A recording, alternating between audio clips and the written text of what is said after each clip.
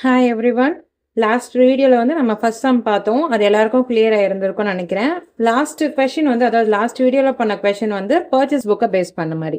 இப்போ அடுத்து வர கொஷின் வந்து சேல்ஸ் புக்கை பேஸ் பண்ண மாதிரி ஒரு கொஷின் வந்திருக்கு. ஸோ அது என்னன்னு பார்த்துடலாம். From the following transaction, write up the sales day book of Ram & Co, a stationery merchant. So on 2017 Jan 1st, sold to Anbu and Co on credit 20 reams of white paper at 150 per ream. Second one, Jan 2nd, sold to Jagadish & Co on credit 6 dozen pens at 360 per dozen. Third one, Jan 10, sold old newspapers for cash at 620. Next one, Jan 15, sold on credit Ilango & Co 10 drawings board at 170 per piece. Jan 20th, sold to Kani & Co 4 writing tables at 1520 per table for cash. So நான் வந்து already சொன்ன மாதிரி தான் subsidiary books 1ல் நம்ம என்ன பார்ப்போம் அப்படின்னா வெறும் கிரெடிட் மட்டும்தான் பார்ப்போம். அதாவது நான் கேஷ் டிரான்சாக்ஷன்ஸை மட்டும்தான் பார்ப்போம். அப்போ நம்ம வந்து கேஷ் டிரான்சாக்ஷன்ஸ் என்ன பண்ணணும், இதில் இந்த கொஷினில் வரும்போது அதை ஸ்கிப் பண்ணிடணும். அதை விட்டுட்டு மற்ற கொஷின்ஸ் அதாவது ஆன் கிரெடிட்டில் இருக்கிறது மட்டும்தான் நாம் இப்போது எடுத்துப்போம். ஸோ நான் ஆல்ரெடி சொன்ன மாதிரி தான் சப்சிடரி இந்த செகண்ட் கொஷினில் வந்து எல்லாமே வந்து சோல்டு தான் பண்ணியிருக்காங்க. ஸோ நம்ம இப்போ என்ன பண்ணலாம்னா சேல்ஸ் புக் தான் ஓப்பன் பண்ணணும். கரெக்டாக? ஸோ நம்ம எப்பயும் போல் ஹெட்டிங் எழுதிக்கலாம், அப்புறம் ஃபார்மேட் எழுதிக்கலாம்.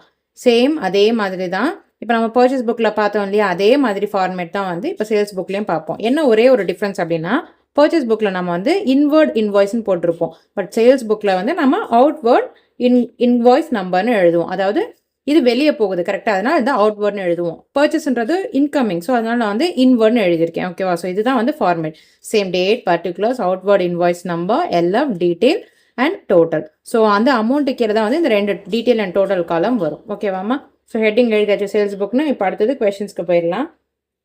2017 Jan 1 எழுதிட்டேன். என்ன பண்ணியிருக்காங்க, sold to Anbu and credit on Anbu and Co on credit 20 ream of white papers at 150 per ream. Yes, on creditல purchase பண்ணியிருக்காங்க. எத்தனை வாங்கியிருக்காங்கன்னா 20 reams of white paper 150 per ream. அதாவது ஒன்று வந்து 150 rupees. ஸோ அப்போ என்ன பண்ணணும், 20 into 150. So I am putting 20 reams of papers at 150 per 20 into 150. I am getting 3000. And next question, Jan 2nd, sold to Jagadish & Co on credit 6 dozen pens at 360 per dozen. Yes. இப்போ என்ன பண்ணியிருக்காங்க, Jagadish and கோக்கு வந்து sale பண்ணியிருக்காங்க. என்னென்ன 6 dozen Benz வந்து sale பண்ணியிருக்காங்க 360 per each. So 6 into 360 per dozen. So நான் என்ன பண்ணுறேன் இப்போது 6 into 360 I am putting here 2160. Next one, on Jan 10th, sold old newspaper for cash at 620.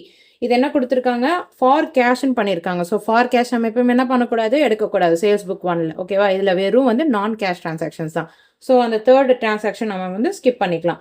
அடுத்தது, on Jan 15 sold on credit for Elango and co 10 drawing boards at 170 per piece. So வந்து Elango and கோக்கு வந்து நம்ம sale பண்ணியிருக்கோம்.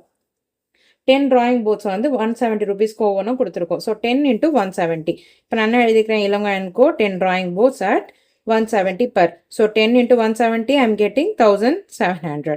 Next transaction. On Jan 20th, sold to Kani & Co 4 writing tables at 1520 per table for cash.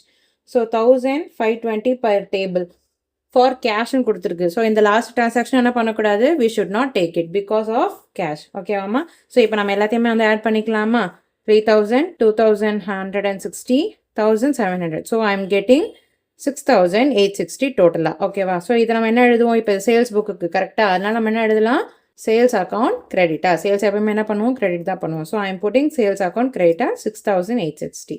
So is that கிளியர்மா? In next video we will see the third sum. Thanks for watching.